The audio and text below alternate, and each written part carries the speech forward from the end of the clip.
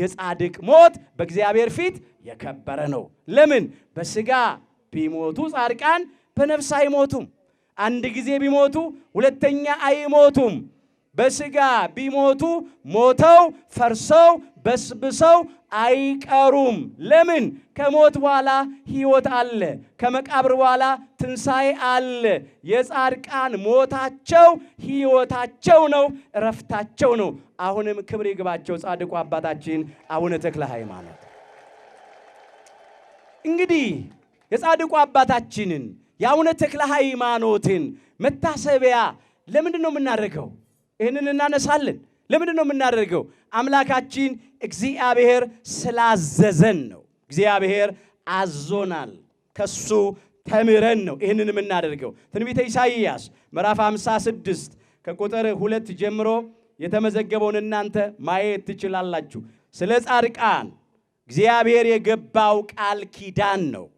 ስለ ጻድቃን ራሳቸውን ለእግዚአብሔር ስለለዩት ስለ እውነተኞቹ ወዳጆቹና ባለሟሎቹ የገባው ቃል ኪዳን ነው።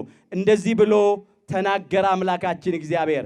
ቁጥር 5 ላይ አየዋለሁ። ኢሳይያስ 56 ቁጥር 5 በቤቴና በቅጥሬ ውስጥ አለ ከወንዶችና ከሴቶች ልጆች ይልቅ አለ የሚበልጥ መታሰቢያና ስም እሰጣቸዋለሁ አለ።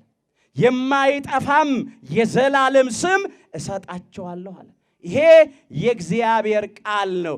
አንድ የሀገር መሪ በሚያስተዳድረው ከተማ ወይም ሀገር ውስጥ ጀብዱ ለፈጸመ ሰው ክብር ይሰጣል። እንዲህ እያለ ወይ በስሙ ሆስፒታል ይሰይማል፣ ድልድይ ይሰይማል፣ መንገድ ይሰይማል፣ ትምህርት ቤት ይሰይማል። ይሄ የተለመደ ነው። አምላካችን እግዚአብሔር ደግሞ በቤቴና በቅጥሬ ውስጥ ከወንዶችና ከሴቶች ልጆች ይልቅ መታሰቢያና ስም እሰጣቸዋለሁ። ይሄ ቤት የእግዚአብሔር ቤት ነው። መታሰቢያነቱ ግን ለጻድቁ አባታችን ለአቡነ ተክለ ሃይማኖት ሆነ። አሁንም ክብር ይግባቸው አቡነ ተክለ ሃይማኖት። መታሰቢያ እግዚአብሔር ሰጠ። ጸበሉ የእግዚአብሔር ነው። መታሰቢያነቱ ለአቡነ ተክለ ሃይማኖት። የኛ ስም ራሱ ስመ ክርስትናችን ለጻድቃን ለቅዱሳን መታሰቢያ ይሆናል። ለምሳሌ ወልደ ተክለ ሃይማኖት የሚባል ሰው አለ። የተክለ ሃይማኖት ልጅ ማለት ነው። ተክለ ሃይማኖት በሥጋ ወልደውናል ማለት አይደለም። በጸጋ ወልደውናል ስንል ነው። መታሰቢያነቱን እግዚአብሔር የኛንም ሰውነት ለነሱ ስለሰጠ ማለት ነው። ይሄ ነው። ከወንዶችና ከሴቶች ልጆች ይልቅ መታሰቢያ ስም እሰጣለሁ አለ። ሌላው መታሰቢያቸውን ለምንድን ነው የምናደርገው ስንል ለበረከት። ምሳሌ 10 ቁጥር 7 ላይ ተመዝግቧል። በረከት ለማግኘት ነው።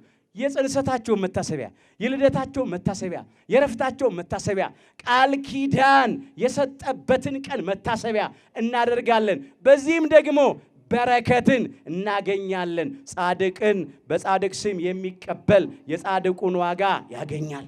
ነብይን በነብይ ስም የሚቀበል የነብዩን ዋጋ ይወስዳል ተብሎ ተጽፏላ። የማቴዎስ ወንጌል ምዕራፍ 10 ቁጥር 41 ጀምሮ እውነት ነው። ነብይን በነብይ ስም፣ ሐዋርያን በሐዋርያ ስም፣ ጻድቁን በጻድቅ ስም የሚቀበል የጻድቁን ዋጋ ይወስዳል።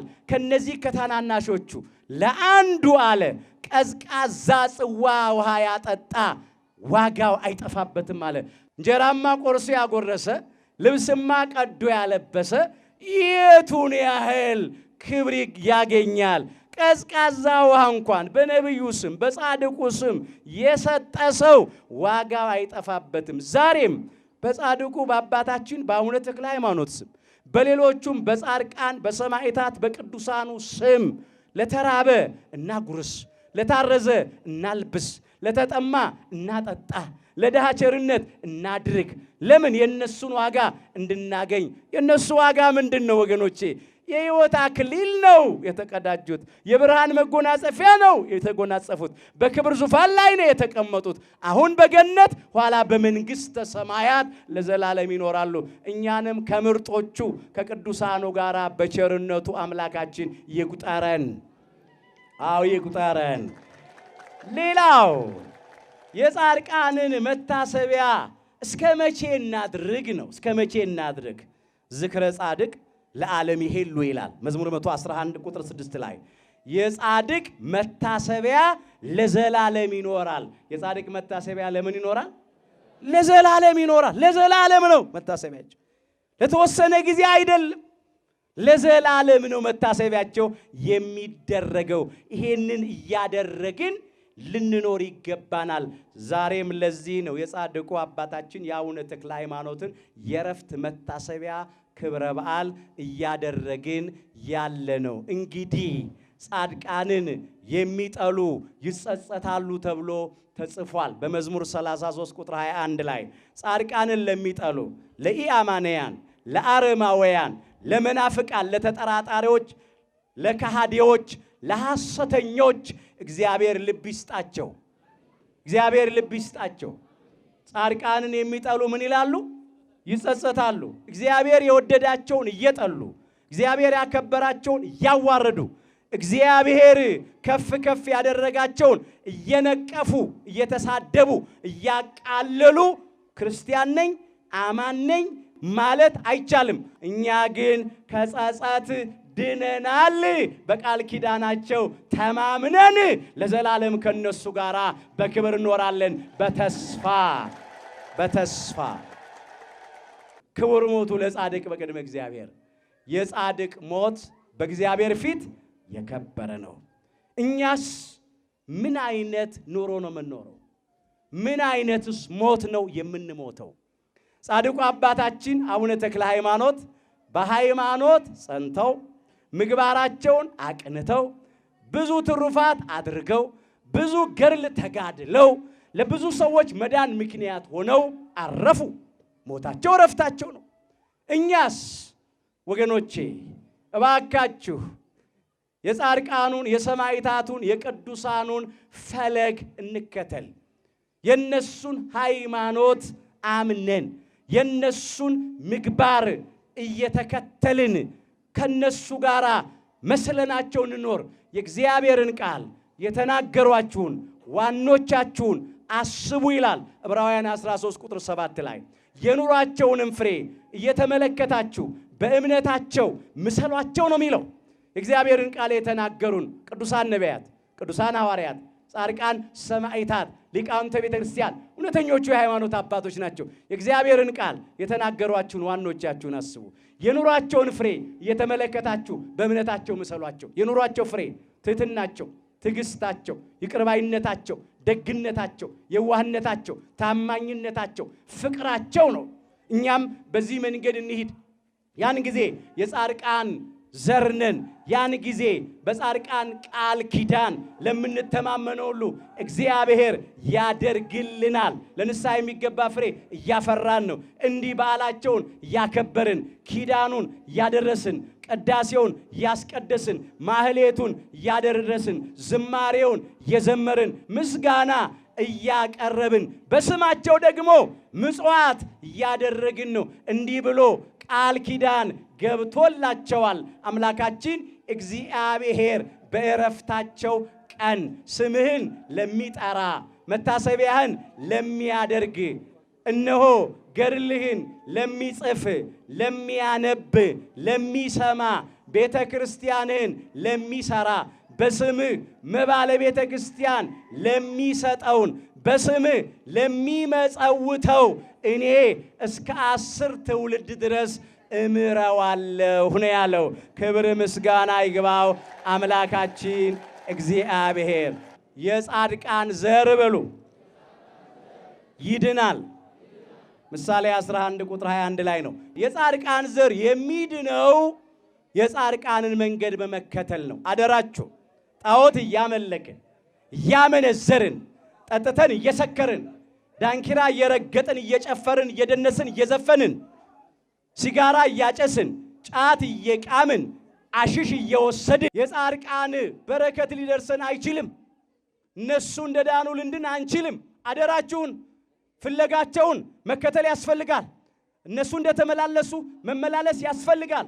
አንዳንድ ጊዜ የጻድቃን ወዳጆች ነን፣ ነገር ግን መንገዳችን ከነሱ የተለየ ነው። ጻድቃን እንወዳለን እያልን በኃጢአት መንገድ ብንሄድ አንጠቀምም። ስለዚህ በመንገዳቸው መሄድ ያስፈልጋል። ጻድቃን ሲበዙ ሕዝብ ደስ ይለዋል። ምሳሌ 29 ቁጥር 2 ላይ ነው። ጻድቃን ሲበዙ ሕዝብ ደስ ይለዋል። ለምን? ለስጋም ለነፍስም ይጠቅማሉ። ጻድቃን በስጋ ታምራት እያደረጉ ድውያንን ይፈውሳሉ። የጎደለውን ይሞላሉ፣ ጥቂቱን ያበረክታሉ። እግዚአብሔር ጸጋውን ስለሰጣቸው ለነፍስ ደግሞ የሕይወት ምግብ የሆነውን እግዚአብሔርን ቃል ይመግባሉ፣ ያስተምራሉ፣ ለብዙ ሰው መዳን ምክንያት ይሆናሉ። ዛሬ እንኳን አሁን ጻድቁ አባታችን አቡነ ተክለ ሃይማኖት ካረፉ በኋላ እንኳን በቃል ኪዳናቸው ስንቶቻችን ተጠቅመናል።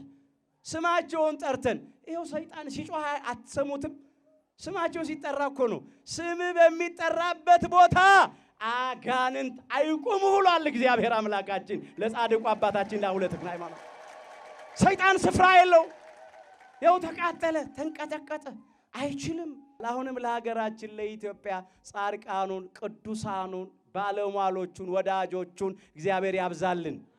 ኃጥአን በሰለጠኑ ጊዜ ግን ሕዝብ ያለቅሳል ይላል። ዛሬ እያለቀስን ነው።